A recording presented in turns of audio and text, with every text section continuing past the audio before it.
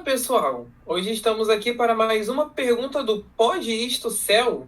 Estou aqui com a professora Bruna. E aí, pessoal, tudo bom? Assim, professora, eu tenho visto muito nas monitorias, né, o pessoal perguntando muito sobre a contração muscular. Eu não soube como começar a explicar para eles, porque assim, é um assunto realmente assim, ele traz vários conceitos, ele traz várias situações também, até porque a gente não tem só um tipo de músculo, né? Mas eu queria perguntar para a senhora assim, como acontece a contração muscular?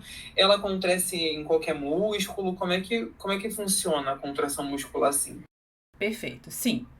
Nós temos vários músculos no corpo e em todos esses músculos acontecem, né, a contração muscular acontece, né? Nós temos 3 tipos de músculos no corpo. O músculo associado ao esqueleto, o músculo do coração e o músculo associado às vísceras, ali o tubo digestório e aos vasos sanguíneos. Como são vários tipos de músculos, eu acho interessante a gente focar no músculo, um deles só, que é o músculo esquelético.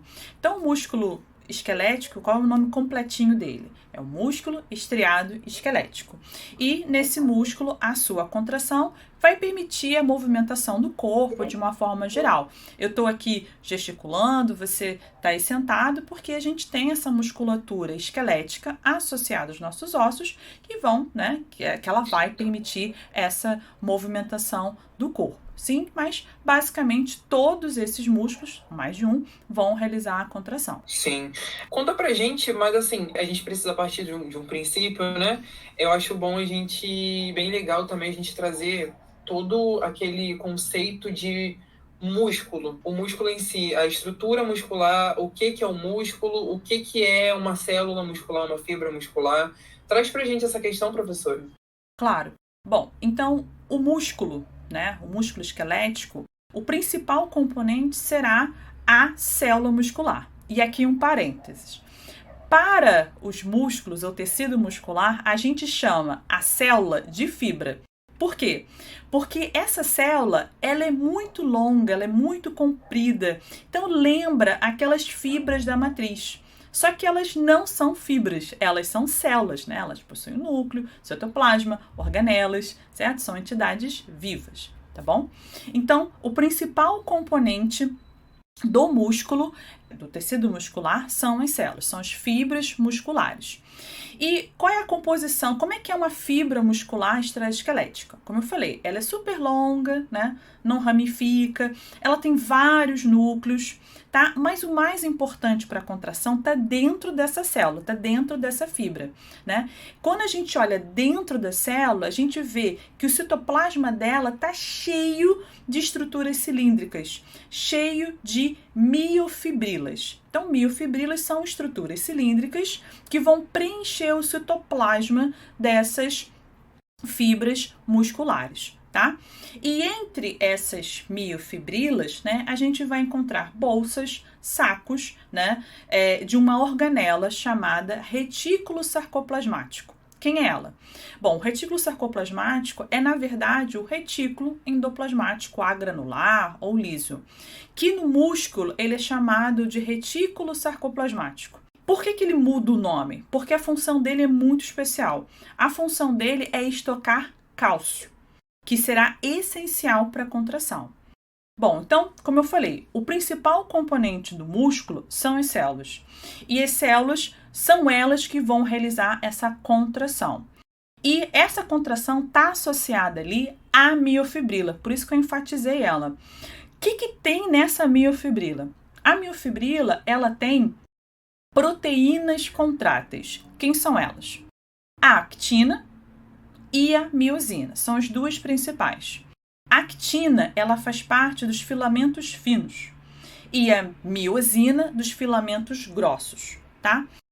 Como é que elas estão ali organizadas na miofibrila? Bom, a actina e a miosina, a gente tem a cada 2 filamentos finos, um filamento grosso no meio. Então, imagina 3 barrinhas.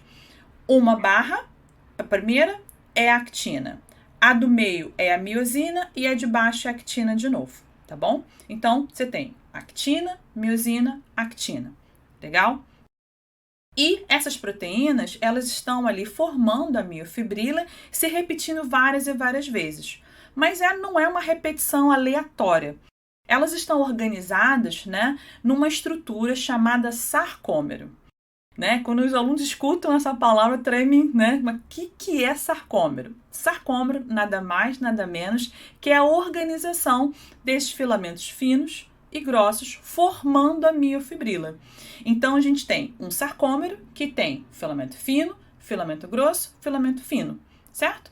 E aí, a miofibrila é formada por várias repetições de sarcômeros, muitos e muitos sarcômeros, um conectado no outro. Tudo bem até aqui? Tudo tranquilo. Beleza. Então, muito bem.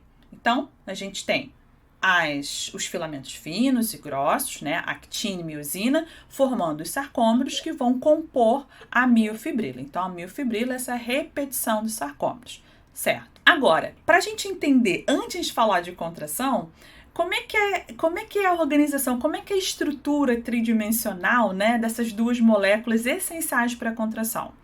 A actina, que é o filamento fino, para a gente entender a sua forma no espaço, imaginem agora um colar de pérolas, certo? Imaginou?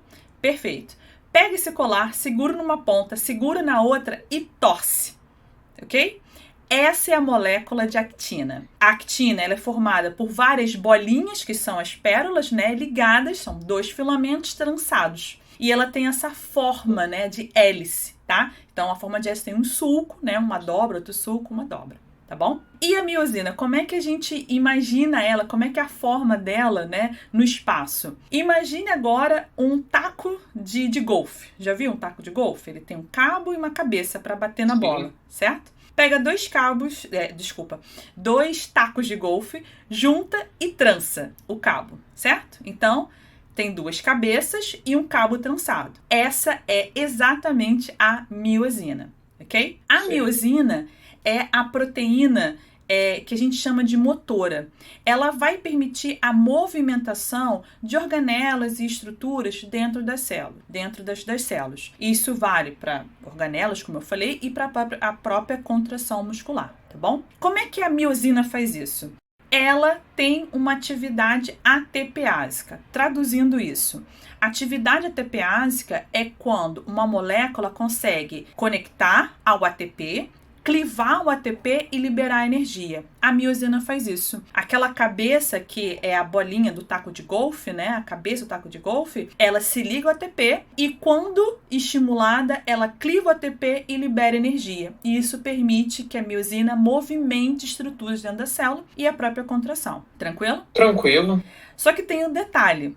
Para que a miosina quebre o ATP, libere energia, permita a movimentação, ela precisa da actina. É por isso que a actina está lá, né? Não é à toa. Na actina, tem um espacinho ali na actina que a miosina precisa se ligar para realizar essa atividade ATPásica. Esse espacinho a gente chama de sítio de ligação da miosina na actina. Então, para que a miosina clive o ATP, libere energia, faça a movimentação, ela precisa se ligar à actina, né, para ela realizar essa clivagem de ATP e liberação de energia. Até aqui tudo bem? Tranquilo. Perfeito. Só que o sarcômero ainda não acabou. Eu falei de 2 proteínas contráteis que são as 2 mais importantes, mas tem mais 2 que são também importantes, que a gente chama de proteínas reguladoras. Quem são elas? Tropomiosina e troponina. A tropomiosina, ela é um filamento, como se fosse um fiozinho de cabelo, só que ela tá ali, ó, no sulco, na dobrinha da actina. E o que ela faz? Ela cobre o sítio de ligação da actina com a miosina. Então, ela fica ali formando uma barreira mesmo, né? Ela não deixa que a miosina conecte toda hora a actina. E quem é que mantém a tropomiosina nesse lugar? A troponina. A troponina é uma outra proteína que tem uma forma parecendo uma esfera e ela mantém a tropomiosina quietinha no lugar, cobrindo o sítio de ligação da actina da miosina. Até aqui tudo bem? Tudo bem. Bom, agora que a gente entendeu que é a célula, o que tem dentro dessa célula, o que é a miofibrila, o que é o sarcômero, né? E o que tem dentro desse sarcômero, vamos então ao mecanismo de contração. O que você acha? Você acha que essas proteínas, elas se dobram? Eu quero um movimento mais lógico, né? Poxa, se a célula muscular, ela reduz de tamanho, ela contrai para gerar força, então, provavelmente as proteínas dobram, né? Então, como se fosse uma sanfona. Só que, na verdade, isso não acontece. Na verdade, a actina e a miosina deslizam uma sobre a outra. É que muitos achavam realmente que era um mecanismo de sanfona, né? Exato. Mas o que é, assim, imposto por literaturas e até mesmo que eles trazem dentro de aulas mesmo, né, sobre a histologia muscular, é que, na verdade, elas deslizam uma sobre a outra, né? A senhora podia trazer pra gente essa questão do deslizamento, como ocorre de uma forma, assim, mais concreta? Claro, com certeza. Então, essa teoria, chamada teoria de filamento deslizante, ela foi desenvolvida lá em 1950 por pesquisadores que olhavam micrografias das células musculares, das fibras musculares, e viam assim, poxa, a proteína, a actina, a miosina, elas não diminuem de tamanho, elas não se dobravam, elas se mantinham no mesmo tamanho, tanto na célula relaxada quanto na célula contraída. Então, eles criaram essa teoria, né? Essa proposta para explicar a contração. Muito bem. Como é que começa a contração? Primeiro, a célula recebe um estímulo, que é um estímulo nervoso, pulso nervoso que chega até ela, ok? Mas a gente fala em outro episódio. Esse estímulo nervoso vai estimular que o retículo sarcoplasmático libere cálcio no interior da célula. Por que isso é importante? Esse cálcio, ele vai invadir ali o citoplasma e vai se ligar à troponina. A troponina se liga ao cálcio, muda de forma e empurra a tropomiosina para o lado. O que a tropomiosina estava fazendo? Ela estava cobrindo o sítio de ligação da miosina na actina. Quando ela é empurrada para o lado pela troponina, ela libera esse sítio. E agora a contração ela pode acontecer. Muito bem. Então, com o sítio livre, a miosina, ela se liga a uma molécula de ATP e então ela vai se aproximar do sítio de ligação dela, né, na miosina. E quando ela se aproxima e toca. Só que primeiro ela faz uma ligação bem fraquinha. Quando ela toca a actina, o que ela faz? Ela quebra o ATP, produzindo duas moléculas, ADP e fosfato, certo? Então, ela tocou, ligação fraca, clivou o ATP, liberou ADP e fosfato, que ficam presos lá na cabeça da miosina. E aí, então, o que vai acontecer? Primeiro, a miosina, ela libera o fosfato e a ligação, então, fica super forte. Depois, ela libera o ADP e libera uma grande quantidade de energia. Ao liberar essa energia, a cabeça da miosina está ligada, está grudada fortemente na actina, ela deforma e empurra a actina, que ela está grudada, em direção ao centro da célula. Então, você vê que um filamento desliza sobre o outro. Mal comparando, como você uma vez falou para mim,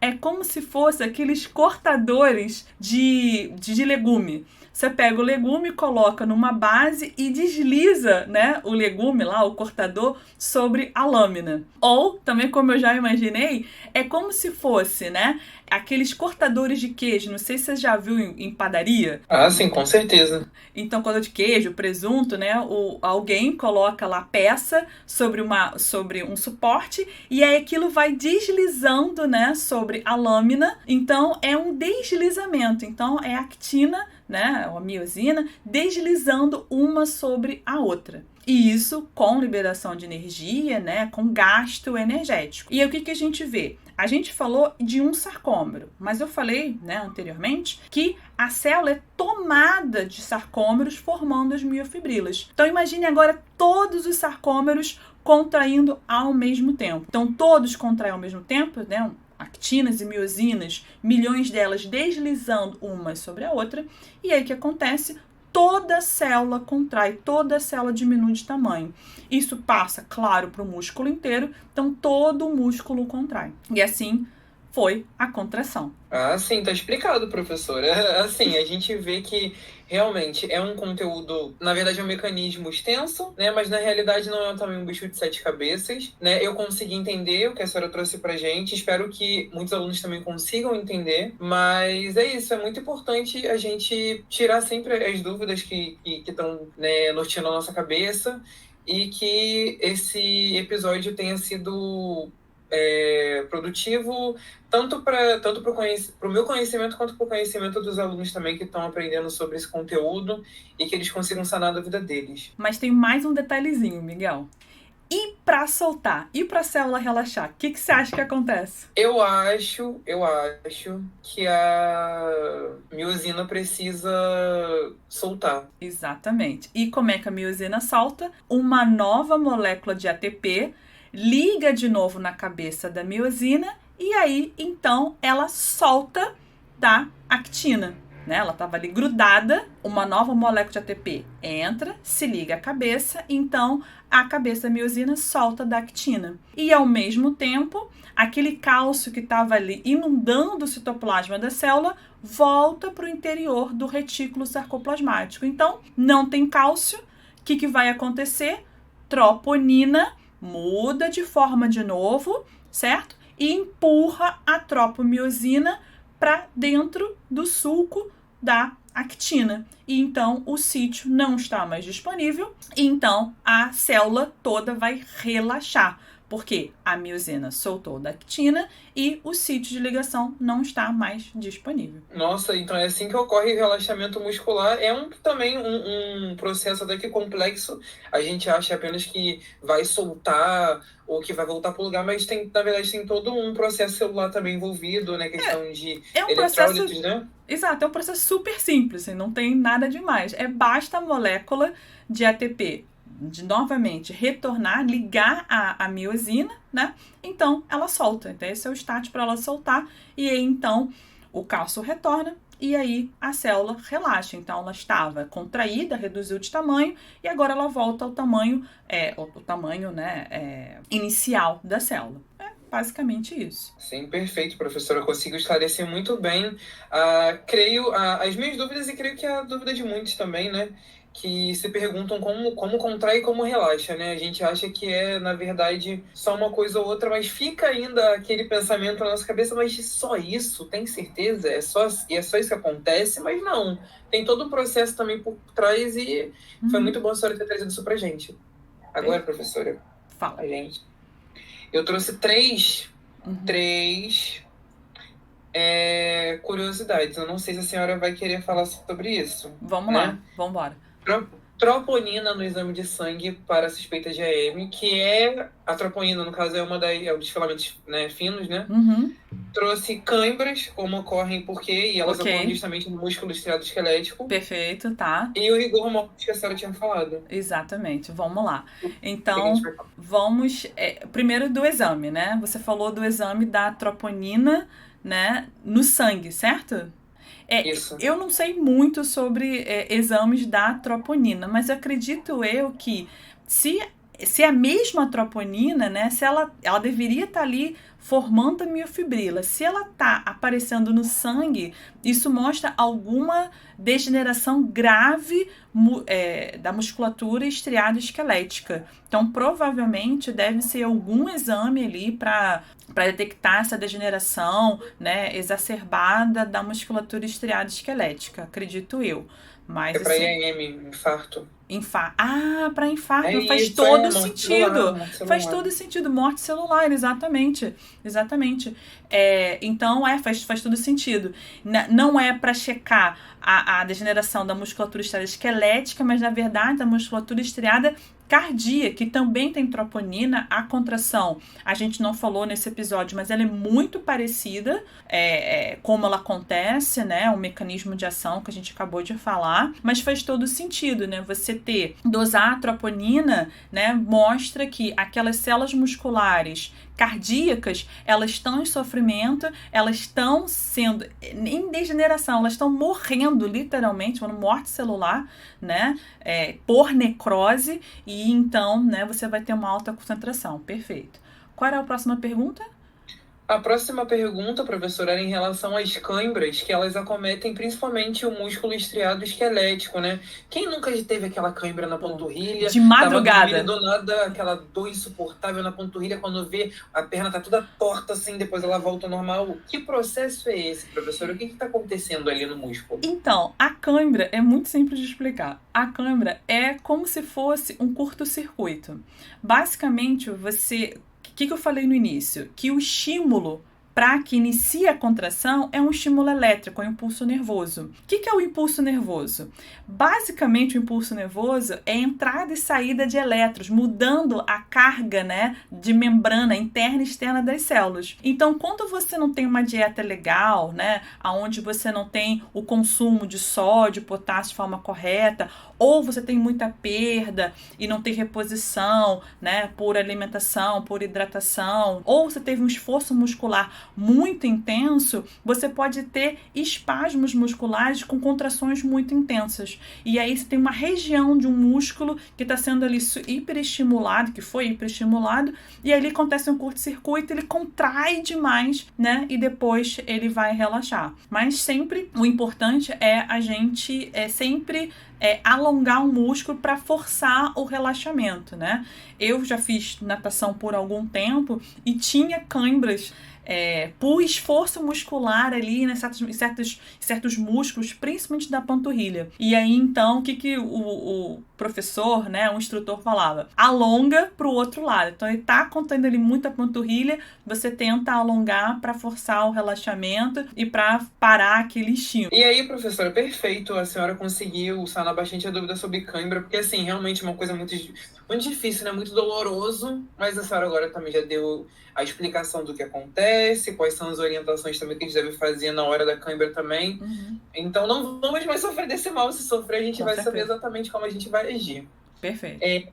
A outra curiosidade que a gente queria tirar, professora, é relacionada ao rigor mortis, que a gente tem, ainda mais da enfermagem também, né? A gente consegue ver que quando o paciente vem a óbito, na hora do preparo do corpo, né, para poder todo aquele procedimento do funeral que na área hospitalar a enfermagem faz a preparação, a gente assim percebe que o paciente fica com um corpo bem rígido, principalmente os membros, né, que é onde tem uma musculatura esquelética mais assim concentrada. A gente vê que realmente fica com uma rigidez, e essa rigidez chama de rigor mortis, né?